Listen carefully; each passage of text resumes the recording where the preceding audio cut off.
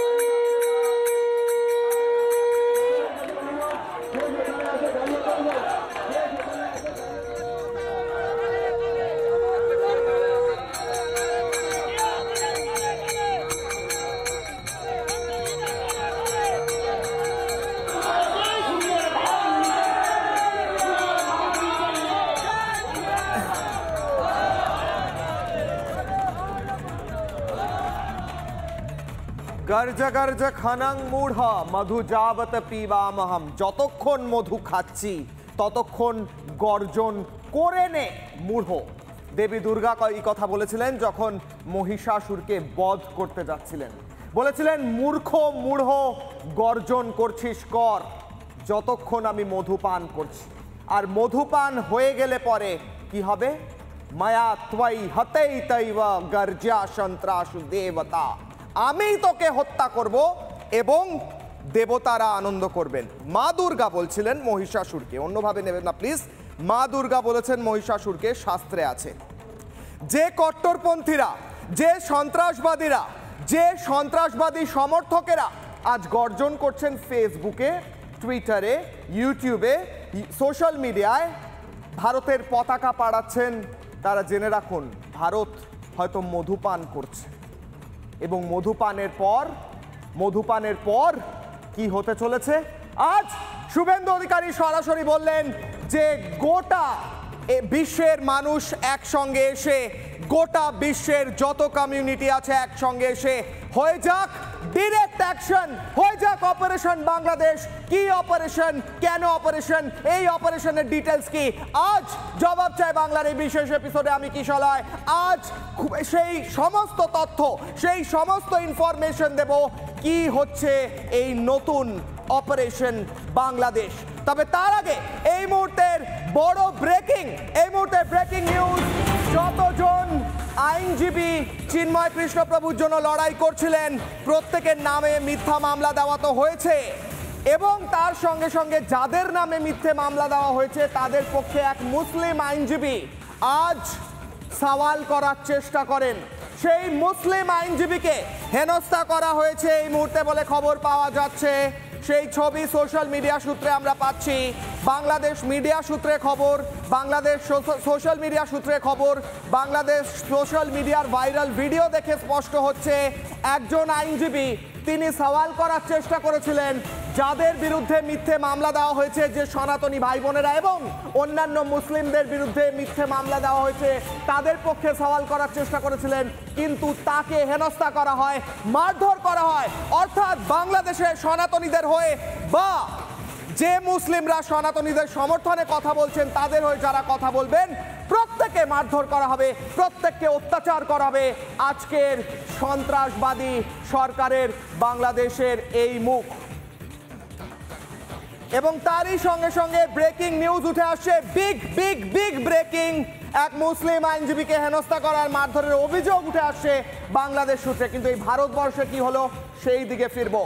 ভারতের বর্ডারের এপারে কি হলো সেই দিকে ফিরবো। বর্ডারের এপারে আজ হলো মহামিছিল। পেট্রাপোল বর্ডারের সামনে দাঁড়িয়ে গর্জন করলেন সনাতনীরা, এবং সেখানে দাঁড়িয়ে শুভেন্দু অধিকারী আজ বলে দিলেন ডাইরেক্ট অ্যাকশন, ডাইরেক্ট অপারেশন হবে বাংলাদেশে। গোটা বিশ্বের কমিউনিটির কথা তিনি বললেন, গোটা বিশ্বের সব দেশ একত্রে এসে ডাইরেক্ট অপারেশন হবে। কি এই ডাইরেক্ট অপারেশন, কি হতে চলেছে বাংলাদেশে শুনে ইউনুস ঠক করে কাঁপছেন বলে খবর পাওয়া যাচ্ছে। তবে ছবি দেখাবো এই মুহূর্তে, ছবি দেখাবো একের পর এক। প্রথম ছবি, আজ পেট্রাপোল সীমান্তে সনাতনীরা গর্জন করছেন, এই চটি জুতো হাতে বাংলাদেশি কট্টরপন্থী সরকারকে এই চটি জুতো দেখানো হচ্ছে। মোহাম্মদ ইউনূস এবং তার সন্ত্রাসবাদী সমর্থকেরা দেখুন এই জুতো। বাংলাদেশের জুতোরও অত্যন্ত দাম বেড়েছে শুনেছি, আপনারা অনেকেই খালি পায়ে হাঁটছেন, আপনারা এই জুতো লাগলে আপনাদের পাঠিয়ে দেওয়া হবে। এই জুতো দেখুন, এবং তার সঙ্গে সঙ্গে কি করা হচ্ছে, সনাতনী হিন্দু যারা রয়েছেন, হিন্দুরা শাঁখ বাজিয়ে প্রতিবাদ করছেন, শুনবো।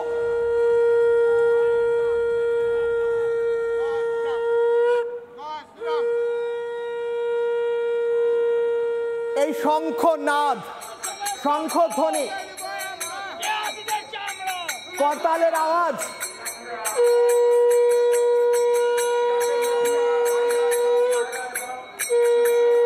করতালের আওয়াজ, শঙ্খধ্বনি, শঙ্খনাদ, ভয় বুক কাঁপছে কট্টরপন্থীদের, ভয় বুক কাঁপছে কট্টরপন্থীদের, হিন্দুদের বিদ্রোহে, হিন্দুদের দ্রোহে ভয় কাঁপছে কট্টরপন্থীরা, মৌলবাদীরা। পরের ছবি, বাংলাদেশ বর্ডার দেখা যাচ্ছে এই মুহূর্তে, বাংলাদেশের পতাকা, বাংলাদেশের পতাকাকে আমরা সম্মান জানাই, একটি দেশের পতাকা, কিন্তু ওই দেশের অশিক্ষিত মূর্খরা ভারতের পতাকাকে অবমাননা করে। এই হচ্ছে আপনার আর আমার মধ্যে ডিফারেন্স, আপনাদের আর আমাদের মধ্যে। সেই বাংলাদেশ বর্ডারের সামনে লক্ষ লক্ষ সনাতনী আজ বাংলাদেশ বর্ডারের সামনে গিয়ে প্রতিবাদ করেছেন, এবং বাংলাদেশ বর্ডারের সামনে গিয়ে সেই প্রতিবাদ আজ স্পষ্ট করেছে বর্ডার থেকে মাত্র কয়েক মিটার দূরত্বে, বর্ডার থেকে মাত্র কয়েক মিটার দূরত্বে গিয়ে সনাতনীরা যেভাবে প্রতিবাদ করলেন তাতে ভয় বুক কেঁপে গিয়েছে বাংলাদেশি কট্টরপন্থী মৌলবাদীদের। যে মৌলবাদীরা ফেসবুকে বড় বড় কথা লেখেন ভারতের বিরুদ্ধে, আজ তারা গর্তে ঢুকে লুকিয়ে রয়েছেন, কারণ সনাতনীরা বর্ডারের ঠিক সামনে দাঁড়িয়ে আছে। আর কয়েক মিটার, যদি সেই কয়েক মিটারের দূরত্ব ঘুচে যায়, এই সনাতনীরা ওই কয়েক মিটারের দূরত্ব যদি ঘুচিয়ে নেন, কিংবা ভারতের সেনাবাহিনী, তাহলে আপনাদের কি হবে, কি হবে আপনাদের? এই মুহূর্তে ছবি। এরপরে যে বিষয় নিয়ে আজকের সবচেয়ে বড় আলোচনা, সবচেয়ে বড় ব্রেকিং, ভারতের অন্যতম একজন শীর্ষ বিজেপি নেতা এবং বাংলার বিরোধী দলনেতা শুভেন্দু অধিকারী আজ বললেন গোটা বিশ্বকে সঙ্গে নিয়ে ডাইরেক্ট অপারেশন হবে বাংলাদেশে। কি এই ডাইরেক্ট অপারেশন, কি হতে চলেছে বাংলাদেশে, বাংলাদেশের ডাইরেক্ট অপারেশন কি হবে তার তথ্য দেখাবো আজ রিপাবলিক বাংলায়, সমস্তটা দেখাবো। আপনারা দেখুন, শেয়ার করুন, কারণ আপনাদের দেখা দরকার ডাইরেক্ট অপারেশনটা কি হতে চলেছে বাংলাদেশে খুব শীঘ্রই। তার আগে কি বলেছেন শুভেন্দু অধিকারী, শুনবো। রাজ্যের বিরোধী দলনেতা শুভেন্দু অধিকারী এই মুহূর্তে ভারত বাংলাদেশ পেট্রাপোল সীমান্তে শোনাবো, স্লোগান দিচ্ছে হাতে জাতীয় পতাকা। শুভেন্দু বাবু, এই জাতীয় পতাকা বাংলাদেশের একটা অংশে অবমাননা করা হচ্ছে, কি হচ্ছে? হাজার মানুষ, 30-40 হাজার মানুষ, দেখুন সনাতনীদের ঢল দেখুন, তাকত দেখাচ্ছি আমরা। মোহাম্মদ ইউনূসরা এরপরেও শোধরাবেন, তাকত দেখাচ্ছি নাকি পুরোপুরি বাংলাদেশকে বন্ধ থাকবে? সকাল 6টা থেকে বন্ধ চলছে।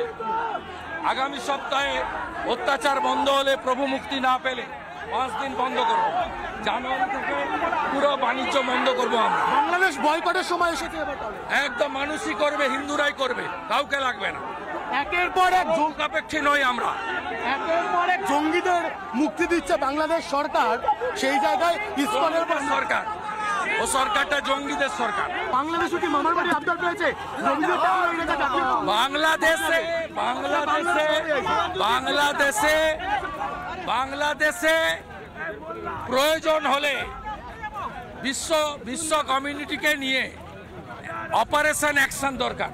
ওটা জঙ্গিদের সরকার, বাংলা ভাষাতেই সহায়তা চাইছে। ওটা সংবিধান গণতন্ত্রের সরকার নয়, অবৈধ সরকার। প্রচুর মানুষ তারা লাগাতার বার্তা দিচ্ছেন মোহাম্মদ ইউনূসদের, অবিলম্বে চিন্ময় কৃষ্ণ প্রভুকে মুক্তি না দেওয়া হয় সেক্ষেত্রে ব্যবসা আরো বৃহত্তর সময়ের জন্য বন্ধ করা হবে, এমনটাই বার্তা বিরোধী দল নেতা শুভেন্দু অধিকারী। ভাস্কর বসু, রিপাবলিক বাংলা। শুভেন্দু অধিকারী বলছেন direct action, direct operation. Bangladesh, একটু আগে বললাম মা দুর্গা বলেছিলেন যে আমি যতক্ষণ মধুপান করছি ততক্ষণ অপেক্ষা কর মূঢ়। তারপর কি হবে মা দুর্গা পরের লাইনেও বলেছেন, আপনারা জানেন। ডাইরেক্ট অ্যাকশনে, ডাইরেক্ট অপারেশনে সরাসরি কি হবে আমরা তো বলতে পারি না, এইভাবে রিভিল করতে পারি না, কিন্তু আমরা আপনাদের একটি আন্দাজ দিতে পারি।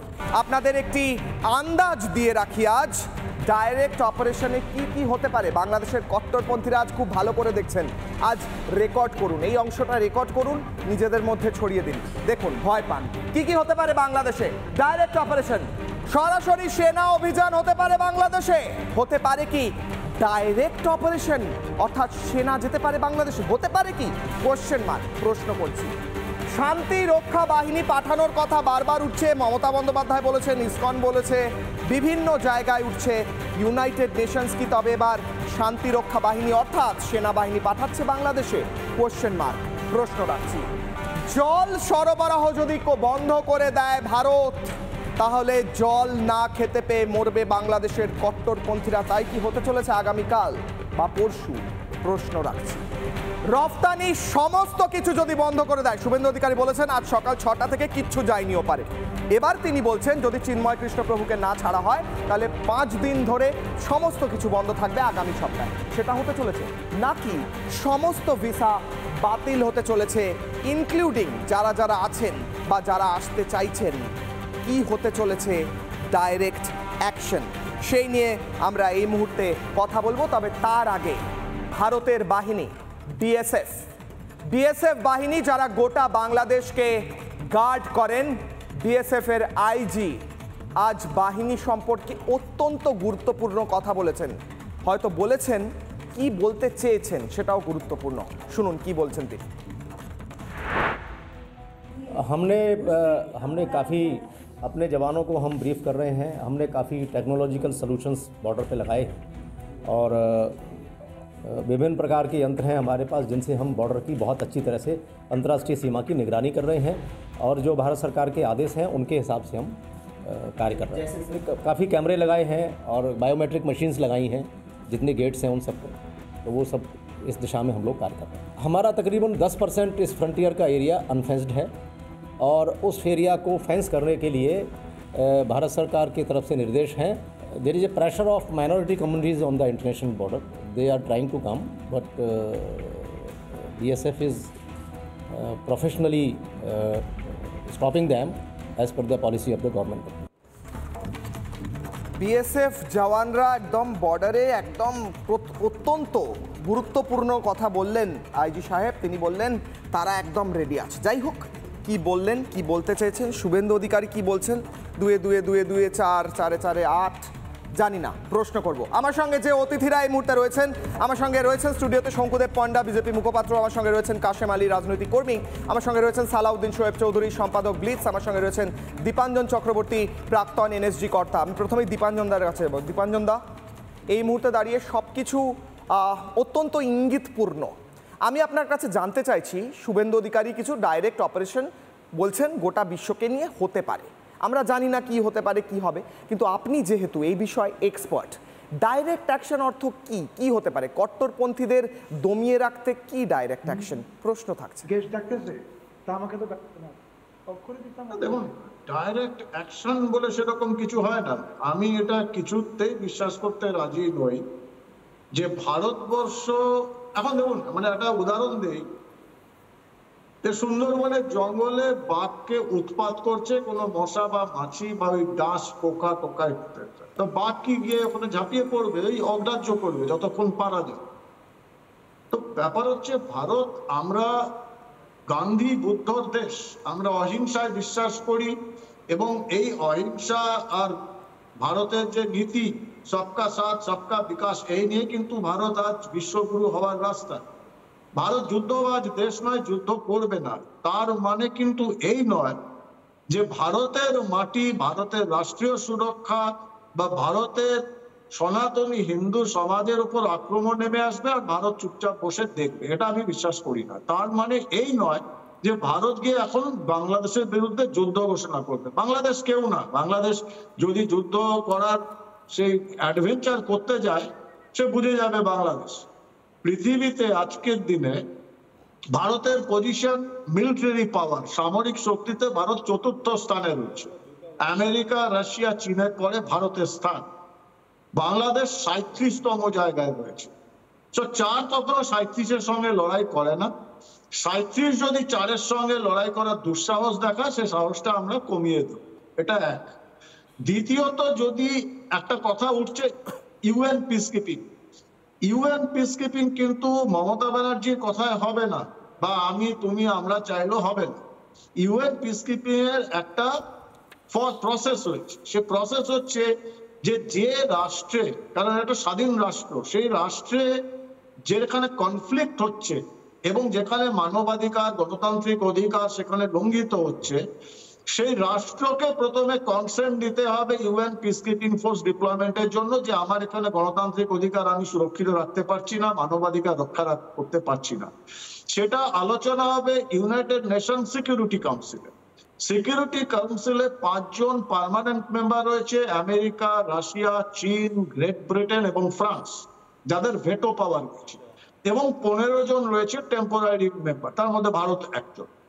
সেখানে সিকিউরিটি কাউন্সিলে যদি পাস হয় যে হ্যাঁ বাংলাদেশ থেকে রিকোয়েস্ট এসেছে, আবেদন এসেছে ইউনাইটেড পিসকিপিং ফোর্স ডিপ্লয়, তখন তারা রেজলিউশন নেবে এবং ডিসাইড করবে যে ইউনাইটেড পিসকিপিং ফোর্সের কি সাইজ হবে, তাদের কি কার্যকলাপ, মোডাস অপারেন্ডি কি কি দায়িত্ব ইত্যাদি। তো ইউএন পিসকিপিং কারোর কথাতে চট করে হবে না, এটা একটা লম্বা প্রসেস। তবে ভারত সরকার যেটা এখন করছে, যেটা একদম সঠিক, সেটা বিশ্বের দরবারে যে সনাতনী হিন্দু সমাজের উপর, মানবাধিকারের উপর বাংলাদেশে যে নির্মম অত্যাচার নেমে এসেছে, সেটা বিশ্বের সমস্ত বড় রাষ্ট্রগুলোকে ভারত সরকার তথ্য প্রমাণ সমেত জানাচ্ছে, বিশ্ব জনমত তৈরি করছে। এটা একদম সঠিক, এবং আমাদের বর্ডারটাকে প্রচন্ড সতর্ক রাখতে হবে। এটাই এখন ভারতের কাজ, এবং ভারত সঠিক রাস্তায়। বেশ, দীপাঞ্জন দা, আপনি একদম স্পষ্ট করলেন ভারত এই মুহূর্তে কি করছে।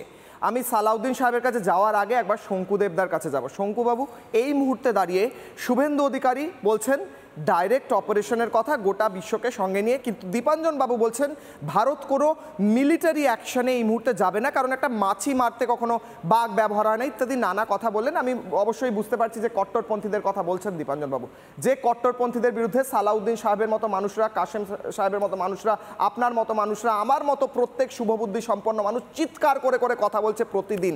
বাংলাদেশ তো একটা সুন্দর দেশ ছিল, ধ্বংস হয়ে গিয়েছে, কিন্তু এই ডাইরেক্ট অপারেশনটা কি বলছেন আপনি, বিজেপির মুখপাত্র শুভেন্দুবাবু কি বলছেন? দেখুন, আমি দীপাঞ্জনদার সাথে একটা জায়গায় একমত কোনো মতেই হতে পারছি না। দীপাঞ্জনদার মতো সিনিয়র একজন এই সেক্টরের লোক, উনি কি মন থেকে বিশ্বাস করেন যে এত কিছু নাটক হচ্ছে বাংলাদেশে এবং তাতে কোনো বিদেশি শক্তির ইনফ্লুয়েন্স নেই?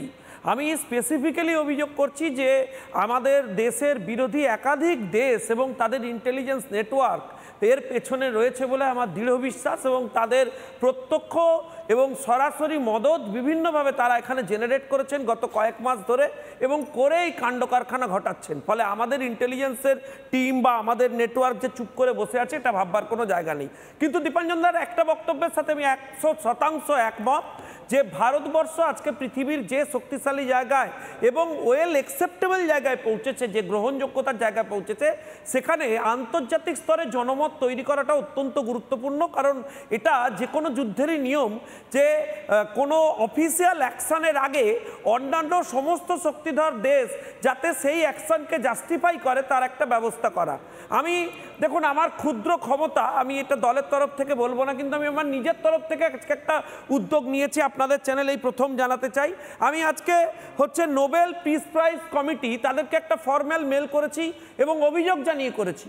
বলেছি যিনি বাংলাদেশ এখন চালাচ্ছেন তার নেতৃত্বে যদি আজকে সরাসরি হিন্দু সাধুরা এভাবে আক্রান্ত হন, কোনো মানুষ স্বাধীনভাবে তার ধর্মচারণ না করতে পারেন, তাহলে তার নোবেল প্রাইজটা অবিলম্বে প্রত্যাহার করে নেওয়া উচিত। শঙ্কুবাবু, 1 মিনিট, আপনি একটু 1 মিনিট হোল্ড করুন, আমি বুঝি ব্যাপারটা। আপনি বলছেন এর আগে বারবার আমরা ব্রেক করেছি, বিভিন্ন পক্ষ থেকে ইউনুসের নোবেল পিস প্রাইজ ফিরিয়ে নেওয়ার দাবি উঠেছে। আপনি বলছেন আপনি আজ সেই একই দাবি করলেন, নোবেল পিস প্রাইজ অর্থাৎ শান্তি পুরস্কার পিস প্রাইজ ফিরিয়ে নেওয়া হোক, এই দাবি আপনি জানিয়েছেন, কারণ তিনি অশান্তি সৃষ্টি করছেন।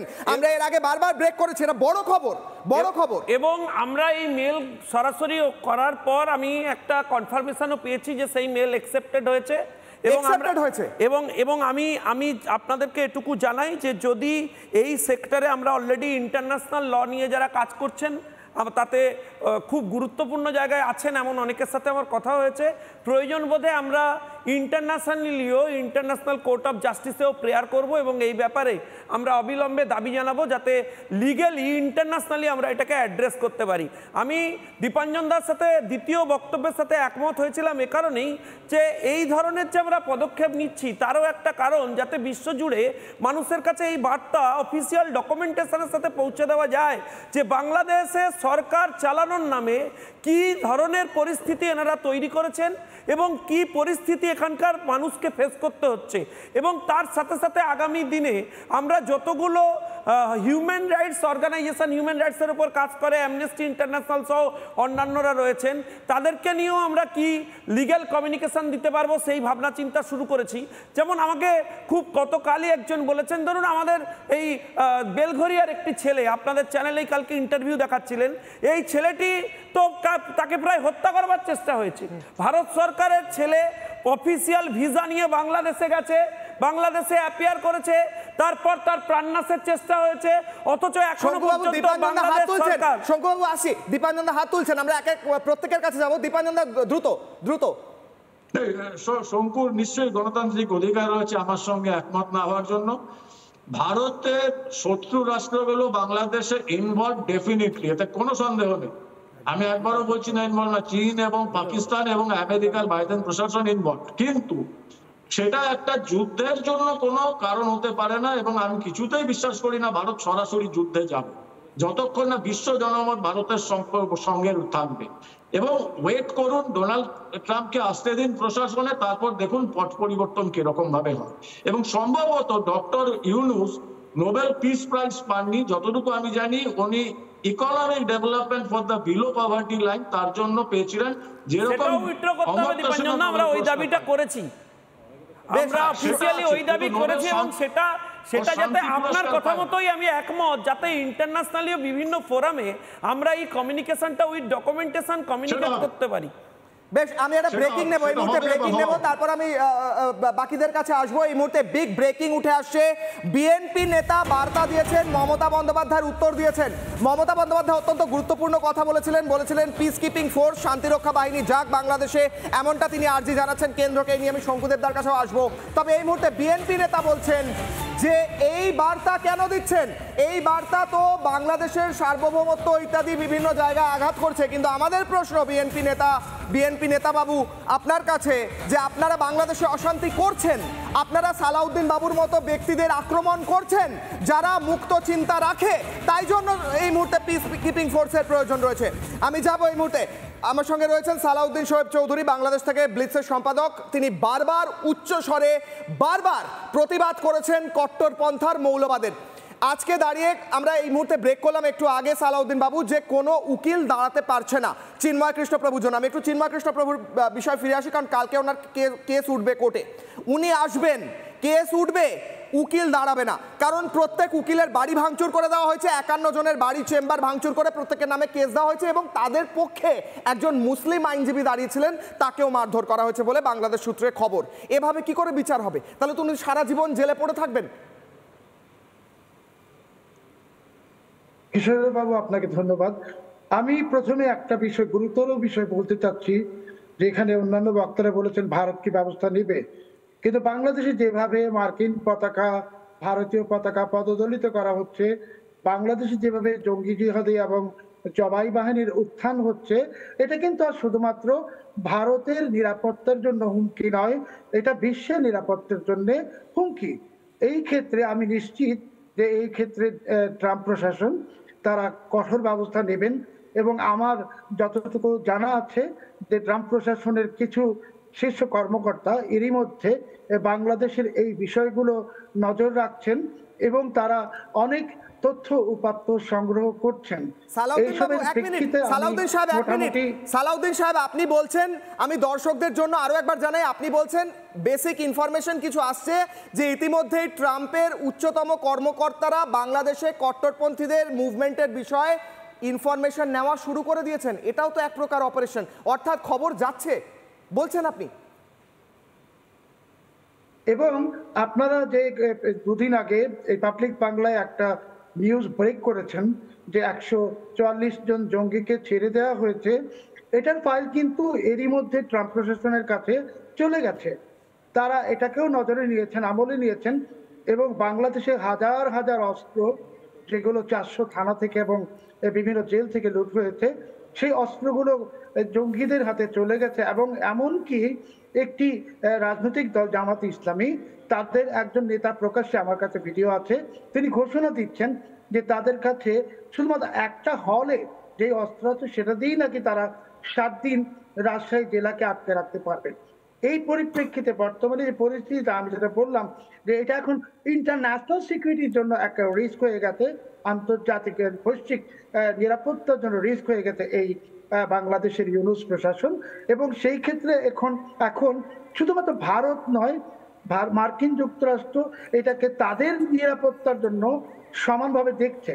কিন্তু এখানে সবচেয়ে বড় যে সমস্যাটা হতে যাচ্ছে, আজকে আমি সারাদিন রিপাবলিক বাংলায় পশ্চিমবঙ্গের বাংলাদেশ বর্ডারে যা হয়েছে দেখেছি, এক্ষেত্রে সবচেয়ে বড় যে সমস্যাটা, আপনার অনুষ্ঠানে আমি আগেও বলেছিলাম যে বাংলাদেশের দ্রব্যমূল্যের চূড়ান্ত ঊর্ধ্বগতি, মধ্যবিত্তের নাভিশ্বাস এবং যারা শ্রমজীবী ওনারা তো দিনে এক বেলা খাচ্ছেন।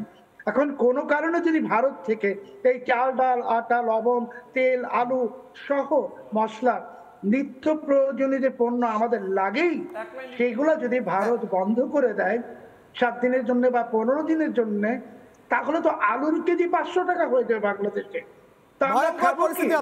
শঙ্কুদেবদা হাত তুলছেন, সালাউদ্দিন বাবু 1 মিনিট, সালাউদ্দিন সাহেব শঙ্কুদেবদা হাত তুলছেন, শঙ্কুদেব বাবু দ্রুত। সালাউদ্দিন সাহেব, আমি জাস্ট একটা কথা আপনাকে বলতে চাই যে ভারতের মানুষ কোনো মতেই কোনো মানুষের উপর অত্যাচার হোক এটা চায় না। ভারত সবসময় ব্যাপারে সিম্প্যাথেটিক্যাল, কিন্তু যে অত্যাচার দেশে যারা অর্গানাইজ করছেন তাদেরকে শিক্ষা দেওয়ার জন্য আজকে ধরুন বিরোধী দলনেতা নিজে ছিলেন উপস্থিত, সনাতন গিয়ে একদিনের প্রতিবাদ করেছেন। বার্তা ওদের বোঝা উচিত যে কি করা উচিত আর কি করা উচিত নয়। শঙ্কুদা থাকুন, সালাউদ্দিন বাবু দ্রুত। হ্যাঁ, আমি বলতে চাচ্ছি যে ভারতের যে বৃহৎ একটা হিন্দু জনগোষ্ঠী 80 কোটি, ওনাদেরই ভাইকে, ওনাদেরই বোনকে বাংলাদেশে জবাই করার হুমকি দেওয়া হচ্ছে, ওনাদেরই ভাইদেরকে, ওনাদেরই বোনদেরকে নির্যাতিত করা হচ্ছে। একজন ধর্মযাজক, ধর্মের সন্ন্যাসীকে, চিন্ময় কৃষ্ণ প্রভুকে অন্যায়ভাবে একটি মিথ্যে মামলায়, একেবারেই মিথ্যে মামলা বলা হচ্ছে উনি পতাকার অবমাননা করেছেন, সনাতন পতাকা। আমি সেটা ভিডিও পোস্ট করেছি, ওই পতাকাটাই বাংলাদেশের নয়, সেই পতাকার চারপাশে 4 তারা। অথচ এমন একটি মিথ্যে মামলায় ওনাকে আটকে রাখা হলো, ওনার আইনজীবীদের হয়রানি করা হচ্ছে এবং ওনার অনুসারীদেরকে জেলখানার গেট থেকে গ্রেপ্তার করা হচ্ছে। মানে এটা তো ভাই, আমি আগে একবার বলেছিলাম ফাইনাল সলিউশন করেছিল। সালাউদ্দিন সাহেব, চিন্ময় কৃষ্ণ প্রভুর আমরা শেষ ইন্টারভিউ নিয়েছিলাম। সালাউদ্দিন সাহেব, এই চ্যানেলে আমি দাঁড়িয়ে, আমি কাশেমদার কাছে যাওয়ার আগে সালাউদ্দিন সাহেব চিন্ময় কৃষ্ণ প্রভু যাকে নিয়ে গোটা বিশ্ব আলোচনা করছে, সেই গোটা বিশ্ব আলোচনা যাকে নিয়ে করছে, এমনকি ইউনাইটেড নেশনসে পর্যন্ত যাকে নিয়ে ব্রিটিশ পার্লামেন্টে আলোচনা হচ্ছে, শেষ ইন্টারভিউ তিনি কোথায় দিয়েছিলেন জানেন? এই রিপাবলিক বাংলায়। আমি কথা বলেছিলাম, শেষ ইন্টারভিউতে তিনি বলেছিলেন ভয় লাগছে। আমি প্রশ্ন করেছিলাম, আমি আসি, রিপাবলিক বাংলা তো এককভাবে, রিপাবলিক বাংলা গোটা বিশ্বে বাংলাদেশ চিত্র তুলে ধরছে, আর কোনো মিডিয়াতে ভেবে করছে না। রিপাবলিক বাংলার কোটি কোটি দর্শক সারা বিশ্বে, বাংলাদেশে তো রিপাবলিক বাংলা এখন সবচেয়ে জনপ্রিয় চ্যানেল। আমরা সংবাদপত্রের স্বাধীনতা ওখানে নেই, এরপর আক্রমণ আপনাকেও করতে পারে। বেশ, আমরা শুনবো চিন্ময় কৃষ্ণ প্রভু শেষ ইন্টারভিউ। জেলে যাওয়ার আগে তিনি বলেছিলেন আমি যদি অ্যারেস্ট হই আপনারা প্রতিবাদ চালাবেন। শুনুন, আমি আসছি কাশেম বাবুর কাছে। চিন্ময় কৃষ্ণ প্রভু, এই মামলা হওয়ার পরে আমি আপনাকে পার্সোনালি জিজ্ঞেস করছি, আপনার কি ভয় লাগছে? অ্যারেস্ট হওয়ার ভয় রয়েছে? কোথাও মনে হচ্ছে যে আপনার বিরুদ্ধে যে কোনো মুহূর্তে অ্যারেস্ট হতে পারে, মানে আপনি অ্যারেস্ট হতে পারেন? এইরকম একটা প্রচেষ্টার কথা আমার জানা ছিল যে অ্যারেস্ট করার একটা প্রবণতা, পরে দৃশ্যমান হয়নি। লোকাল প্রশাসনও অনেকটা বিব্রত। যা হোক, আমি যে কোনো পরিস্থিতির জন্য প্রস্তুত আছি। আমি আমার সমস্ত হিন্দু জনগোষ্ঠীকে বলবো, আমরা সরকারের বিরুদ্ধে নই, কোনো রাজনৈতিক দলের বিরুদ্ধে নই। আমাদের ন্যায্যতার আন্দোলন যেন না থামে। আমি থাকি অথবা না থাকি, যে কোনো পরিস্থিতিতে যে জেলে যায় অথবা বাইরে থাকি, এই আন্দোলন যেন অব্যাহত রাখে এবং সকলে গণতন্ত্র মনার সবাই যেন আমাদের পাশে থাকে, এটাই হচ্ছে আমার আহ্বান। চিন্ময় কৃষ্ণপ্রভু বললেন আমি থাকি বা না থাকি আন্দোলন চলুক। তিনি দাঁড়িয়ে বললেন, আমরা তারপরেও শুনেছি, শান্তিপূর্ণভাবে সহাবস্থান করুন। কাশিম বাবু, চিন্ময় কৃষ্ণপ্রভু জেলের বাইরে তাকে বন্ধ করে রাখা হয়েছে একটি প্রিজন ভ্যানে, তিনি তার ভেতর থেকে মাইক ধরা হয়েছে, তিনি বলছেন আপনারা কেউ দেশে অস্থিতিশীল পরিস্থিতি তৈরি করবেন না। তার বিরুদ্ধে মামলা তো দেওয়াই হলো, সমস্ত উকিল যতজন তার বিরুদ্ধে লড়াই করেছে, তার জন্য লড়াই করেছে এবং এই কট্টরপন্থীদের বিরুদ্ধে লড়াই করেছে, তাদের প্রত্যেকের বাড়ি চেম্বার ভাঙচুর করলো। একজন হসপিটালে ভর্তি রয়েছে, প্রাণের জন্য লড়াই করছে, প্রাণ এমন আইসিইউতে ভর্তি রয়েছে ইমার্জেন্সিতে, আর বাকিদের প্রত্যেকের বিরুদ্ধে মিথ্যে মামলা। হবে কি করে? লড়াই কোথা থেকে হবে? কাশেম বাবু। হ্যাঁ, কে করলো এই জাতপাতের খেলা, চিরজীবন বুকে করে বইতে হবে অভিশপ্তর এক জ্বালা। আমার সিনিয়র দাদা দীপাঞ্জন দা আছেন, আমার রাজনৈতিক বন্ধু কাম দাদা শঙ্কুদা আছেন, আর সালাউদ্দিন সাহেব আছেন। আমি দুটো কথা বলতে চাই। আজকের মমতা বন্দ্যোপাধ্যায় বিবৃতি দেখে অত্যন্ত হাসি লাগছে।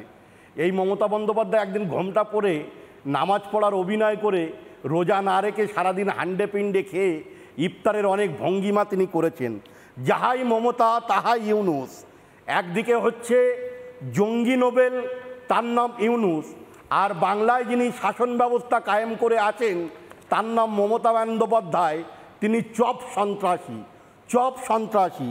যেমন জঙ্গি নোবেল ইউনুস সেখানকার সনাতন ধর্ম অবলম্বিনী মানুষের উপরে যে অত্যাচার নামিয়ে এনেছে, যে অন্ধকার নামিয়ে এনেছে, চিন্ময় কৃষ্ণ প্রভু আমাদের প্রফেট মোহাম্মদের কথা তিনি বলছেন, শান্তির কথা বলছেন, শান্তিপূর্ণ সহাবস্থানের কথা বলছেন, আর ইউনুস তার জামাতি শিবির এবং তার এই তালিবানি ছাত্র সমাজ তারা ফতোয়া দিচ্ছেন ধরে ধরে জবাই কর। আর বাংলায় চলে আসুন, তথাকথিত মমতা বন্দ্যোপাধ্যায়ের সরকার যিনি শান্তিরক্ষা বাহিনী নামানোর জন্য জাতিসংঘ রাষ্ট্রসংঘের কাছে আবেদন করছেন। মমতা বন্দ্যোপাধ্যায় গত 21শে জুলাই তিনি বলেছিলেন বাংলাদেশ থেকে অত্যাচারিত হয়ে যদি আমার রাজ্যে কোনো লোক বা কোনো ব্যক্তি আসেন বা সেখানকার কোনো নাগরিক আসেন, আমি মমতা বন্দ্যোপাধ্যায় আমার ঘরের দরজা খুলে দেবো। আজকের মমতা বন্দ্যোপাধ্যায় সনাতনীদের নিয়ে একটি মিছিলও কলকাতায় বার করলেন না। মমতা বন্দ্যোপাধ্যায় বিধানসভায় দাঁড়িয়ে দায়সারা বিবৃতি দিচ্ছেন। আসলে মমতা বন্দ্যোপাধ্যায়ও যা, ওদিকে বাংলাদেশেরও ইউনুস ও তাই। মমতা বন্দ্যোপাধ্যায় 30% ভোট দরকার বাংলায়, আর ওদিকে জামাত শিবির আর আনসারুল্লাহ শিবিরকে খুশি করার জন্য ইউনুস তদারকি যে সরকার আছে তারা একে অপরের পরিপূরক হয়ে গেছে।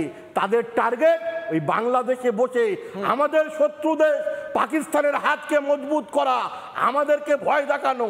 আমরা এমন একটা আপনারা লড়াই চালাচ্ছেন তো, আমরা লড়াই চালাবেন তো চিন্ময় কৃষ্ণ প্রভুর জন্য, আপনারা লড়াই চালাবেন তো কাসেম বাবু? আমরা ধর্মপ্রাণ রাষ্ট্রবাদী মুসলিম, আমরা ভারত থেকে জানান দিচ্ছি চিন্ময় কৃষ্ণ প্রভুর নিঃশর্ত মুক্তি চাই। না হলে আজকের পেট্রোপোল বর্ডারে শুভেন্দু অধিকারী যে কথা বলেছেন, আগামী দিন ভারত সেটা প্রতিফলিত করবে এবং আমরা পণ্যদ্রব্য বন্ধ করার পক্ষে। 7 দিন নয়, 1 মাস বন্ধ থাকুক, এদের অবস্থা পাকিস্তানের থেকে ভয়ঙ্কর হবে। 400 টাকা আটা কিনে খেতে হবে, গ্যাসের লাইন বন্ধ হয়ে যাবে, আদানির বিদ্যুৎ বন্ধ হয়ে যাবে। এই বাংলাদেশকে শিক্ষা দিতে হবে, না হলে আগামী দিন হিন্দু শূন্য হবে, সনাতনী শূন্য হবে, তালিবানি শাসন ব্যবস্থা কায়েম হবে তথাকথিত ছাত্র সমাজের নামে, আর বাংলাদেশে অরাজকতা হবে। এই জিনিস চলতে পারে না। মমতা বন্দ্যোপাধ্যায়ের কোথায় গেল বিবৃতি? আজকের মমতা বন্দ্যোপাধ্যায় কেন্দ্রের ঘাড়ে দায় চাপাচ্ছেন কেন? কেন্দ্র সরকার টোটালটাই দেখছেন, মমতা বন্দ্যোপাধ্যায়ের কথা এবং বাংলাদেশ পাবে। কাশেম বাবু, এখান থেকে মমতা বন্দ্যোপাধ্যায়ের কথা এবং তার মন্ত্রীর কথা, সেই নিয়ে প্রশ্ন উঠছে। মমতা বন্দ্যোপাধ্যায়ের দলের মন্ত্রী সিদ্দিকুল্লাহ চৌধুরী তিনি কথা বলছেন এমন ভাবে যেন মনে হচ্ছে ইউনুসের দলের কেউ কথা বলছেন। তার পাল্টা শুভেন্দু অধিকারী কি বলেছেন শুনেনি? কাশেম বাবু শুনেনি, শুনুন এটা। হ্যাঁ, যে ভাষা সিদ্দিকুল্লাহ চৌধুরীর সেই ভাষা শুনুন। বাংলাদেশে কোথায় কি ঘটেছে প্রকৃতপক্ষ কতটা অত্যাচার হলে নিশ্চিত তার নিন্দা করতে হবে, তবে তার ইন্টারনাল ব্যাপার। এখানে যখন বাবরি মসজিদের বিষয়ে বাংলাদেশ মুখ খুলেছিল তখন মোদিজি বলেছিলেন এটা আমাদের অভ্যন্তরীণ ব্যাপার। ইউনূস সাহেব ভালো উত্তর দিয়েছেন, এটা আমাদের অভ্যন্তরীণ ব্যাপার, এটা সারা সারা লড়াই ব্যাপার, এখানে আমাদের যোগ দিচ্ছেন কেন? যিনি 3 দিন আগে বলেছেন একটা বিতর্কিত ধাঁচা নিয়ে, মোদিজি নাকি বলেছিলেন এটা ভারতের আভ্যন্তরীণ বিষয়। আমার জানা নেই কবে উনি বলেছেন, আর উনি বলছেন এখন ইউনূস বলছেন ওনার আভ্যন্তরীণ বিষয়। এই সিদ্দিকুল্লাহ চৌধুরী তো সিএকে এনআরসি বলে এই রাজ্যে দাঙ্গা লাগিয়েছিল। এই সিদ্দিকুল্লাহ চৌধুরী তো খাগড়াগঞ্জ কাণ্ডে জঙ্গিদেরকে সমর্থন করেছিল। আমার ঠিক 3.5 মিনিট সময় রয়েছে, কিন্তু প্রত্যেককে আমি বলতে দেবো, তাই রিকোয়েস্ট করছি প্রত্যেকে সেই সময়ের মধ্যে বলবেন। প্রথমেই শঙ্কুদেব বাবু, এই মুহূর্তে দাঁড়িয়ে আমরা আবারও বলছি ডাইরেক্ট অপারেশন কি হতে চলেছে। দ্বিতীয় কথা, সিদ্দিকুল্লাহ চৌধুরীর বক্তব্য যদি কিছু বলতে চান, 1 মিনিট সময় বলুন। প্রথমত সিদ্দিকুল্লাহ চৌধুরীকে ইমিডিয়েটলি গ্রেপ্তার করা উচিত এবং মন্ত্রিসভা থেকে সাসপেন্ড করা উচিত। আর দ্বিতীয়ত, আমি মাননীয় সম্পাদক সাংবাদিক রয়েছেন বাংলাদেশ থেকে, আমি তার সুরক্ষা নিয়ে রীতিমতো চিন্তিত এবং উদ্বিগ্ন। কারণ বাংলাদেশে গণতান্ত্রিক ব্যবস্থা পুরোপুরি ধ্বংস হয়েছে। তারা যে এই কঠিন সিচুয়েশনের মধ্যেও গণতান্ত্রিক ব্যবস্থাকে বজায় রেখে চোখে চোখ রেখে এইসব প্রশ্ন করছেন এবং বক্তব্য রাখছেন, সেই জন্য তাদের প্রতি আমরা কৃতজ্ঞ এবং ধন্যবাদ জানাই। কারণ তাদের মতো কিছু শুভবুদ্ধি সম্পন্ন মানুষ আছেন বলে এখনো বহু সংখ্যালঘুরা তারা তাদের মাটির জন্য লড়াই করে যাচ্ছেন। শুধু একটা কথা বাংলাদেশ সরকারকে মনে করিয়ে দিতে চাই, সে ভারতবর্ষ আর এই ভারতবর্ষের মধ্যে আকাশ পাতাল পার্থক্য। যে ভারতবর্ষে একসময় আপনারা প্ল্যান করে সংখ্যালঘুদের দেশ থেকে তাড়িয়ে বাংলাদেশ হিন্দু শূন্য করার চক্রান্ত করেছিলেন, এখনকার হিন্দুরা ওখানে মাটি চেপে দাঁতে দাঁত চেপে নিজের জন্মভূমিতে থাকবেন এবং লড়াই করবেন। আর ভারতবর্ষের হিন্দুরা, হিন্দু ভাইয়েরা, মায়েরা, বোনেরা শাঁখ নিয়ে তাদের পাশে থাকবেন, এ লড়াইয়ের সাথে থাকবেন। ফলে আপনি ভুলে যান, কারণ এ ভারতবর্ষ শুধুমাত্র চুপ করে বসে থাকে না, প্রয়োজনে সার্জিক্যাল স্ট্রাইকও করে। বেশ, দীপাঞ্জন দা 30 সেকেন্ড, সময় কমে আসছে, 30 সেকেন্ড। দীপাঞ্জন দা শেষ কমেন্টস। প্রথমেই বলি, শুভেন্দু বাবু যে কথাগুলো বলেছেন আর এই পেট্রাপল সীমান্তে যে সরবরাহ বন্ধ করার, আমি সম্পূর্ণ সহমত। আমি যদি বাংলায় থাকতাম আমি নিজে ওনার সঙ্গে গিয়ে ওখানে ট্রাকের সামনে শুয়ে পড়তাম। ভারত গান্ধীভূত দেশ, 10,000 সনাতনী হিন্দু পেট্রাপল বর্ডারের সামনে শুয়ে পড়ুন রাস্তায়। কার কত ক্ষমতা আছে দেখবো, তাদের শরীরের উপর দিয়ে ট্রাকে করে শাকসবজি যাবে বাংলাদেশে। আমাদের হিন্দু সমাজের লোকেদের ওখানে হত্যা করবে, ধর্ষণ করবে মহিলাদের, আর আমরা তাদের খাসির মাংস আর আলু পেঁয়াজ খাওয়াবো, এটা ভুল। এবং শুধু এই পেট্রাপল বন্ধ নয়, হসপিটাল গুলোতেও, এবং অনেকে শুরু করেছেন হসপিটাল গুলোতেও যেখানে বাংলাদেশিরা আসছে, বন্ধ হোক, বন্ধ করা উচিত তাদের চিকিৎসা। বেশ, দীপাঞ্জন দা সত্যি সময় নেই। কাশেম বাবু, দীপাঞ্জন দা সত্যি সময় নেই। কিছু জায়গায় হ্যাঁ, আমি দীপাঞ্জন দা এবং শঙ্কুদার সাথে সহমত। 30 সেকেন্ড। আমার জীবনের শেষ রক্তবিন্দু দিয়ে আমরা লড়াই করব এবং আমাদের ভারতের জাতীয় পতাকা বাংলাদেশ ইউনিভার্সিটির সামনে যেভাবে অবমাননা করা হয়েছে, যেভাবে পদদলিত করা হয়েছে, আমাদের শেষ জীবনের রক্তবিন্দু দিয়ে আমাদের লড়াই থাকবে এবং সমস্ত পণ্যদ্রব্য বয়কট করার জন্য কেন্দ্র সরকারের কাছে আবেদন করব যেন আমদানি রপ্তানি সমস্ত কিছু বন্ধ হয়। বেশ, বাংলাদেশকে ভাতে মারতে হবে। বেশ, সালাউদ্দিন সাহেব 30 সেকেন্ড। আমি শুধু বলবো যে এখন বিষয়টা ভারতের আর নয়, আমি যেটা বললাম এটা আন্তর্জাতিক নিরাপত্তার জন্য হুমকি, এবং আমি নিশ্চিত করে বলছি যে ট্রাম্প প্রশাসন ভয়ঙ্কর ব্যবস্থা নিতে চাচ্ছে এই সরকারের বিরুদ্ধে। এখন আমি শঙ্কিত যে ভারত যদি কালকেই বা পরশু বাংলাদেশ সমস্ত খাদ্যদ্রব্য সরবরাহ বন্ধ করে দেয়, তাহলে বাংলাদেশে যে একটা দুর্ভিক্ষের মতো পরিস্থিতি সৃষ্টি হবে সেটা ভেবে আমি শঙ্কিত। পাশাপাশি যারা ভারতের পতাকাকে অপমানিত করছেন, যারা হিন্দুদেরকে নির্যাতন করছে, যারা ভারতকে গালাগাল করছে, তাদেরকে বুঝতে হবে যে তাদের কারণে জাতি কত বড় বিপদে পড়তে যাচ্ছে। বেশ, সালাউদ্দিন সাহেব, গুরুত্বপূর্ণ বেশ কিছু তথ্য উঠে এলো। শঙ্কুদেব বাবু বললেন তিনিও জানিয়েছেন নোবেল ফিরিয়ে নেওয়া হোক মোহাম্মদ ইউনূসের। তার সঙ্গে সঙ্গে প্রথমে যেটা বলেছিলাম, প্রত্যেক আমার অতিথিরাও যেটা রিপিট করলেন, যে একটা সীমা থাকে, সেই সীমা ছাড়িয়ে গেলে তার কনসিকুয়েন্সেস হয়। আমি আবারও মা দুর্গা যা কথা বলেছিলেন শোনাচ্ছি, মোহাম্মদ ইউনূস শুনুন, কট্টরপন্থীরা শুনুন। মা দুর্গা বলেছিলেন, যতক্ষণ আমি মধু পান করছি সেই সময়টুকু, ততক্ষণ পর্যন্ত মূঢ় আনন্দ করে নে, গর্জন করে নে, তারপর আমি তোকে বধ করব। কি বধের কথা বলছি এখানে? কট্টরপন্থীদের কট্টরপন্থা, মৌলবাদীদের মৌলবাদ, এই সমস্ত কিছু বধ হবে। কি হবে তারপরে? তারপর স্থাপন হবে শুভ শক্তির, স্থাপন হবে যা শুভ, যা সনাতন, যা ভালো। কট্টরপন্থীদের শেষ হবে। রিপাবলিক বাংলা এই লড়াই চালিয়ে যাবে। ছোট্ট বিরতির পর ফিরছি, দেখতে থাকুন রিপাবলিক বাংলা। নানা ধরনের কন্টেন্ট দেখার জন্য লাইক করুন, শেয়ার করুন আমাদের ফেসবুক পেজ, সাবস্ক্রাইব করুন আমাদের ইউটিউব চ্যানেল। পাশাপাশি অন্যান্য ব্রেকিং নিউজের জন্য অবশ্যই চোখ রাখুন রিপাবলিক বাংলায়।